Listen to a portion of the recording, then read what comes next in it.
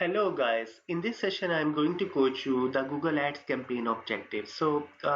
Before proceeding the practical work, I would like to coach you here that what kinds of different formats are available for Google Ads campaign objectives. So you must try to understand the different kinds of objectives, like when you need to use the sales objective, when you need to use the leads objectives, when you need to use the website traffic objective, and then when you need to use the product and brand and consideration objective. In the similar way, we have the brand awareness and reach objective, and then we also have the app promotion and create a campaign without a goal and setting now. So in this particular course, my main core area and campaign objective should be remain towards your website traffic creation. Now the primary objective is to get the right people to visit your website, and they will be keep clicking on your website, the landing pages, and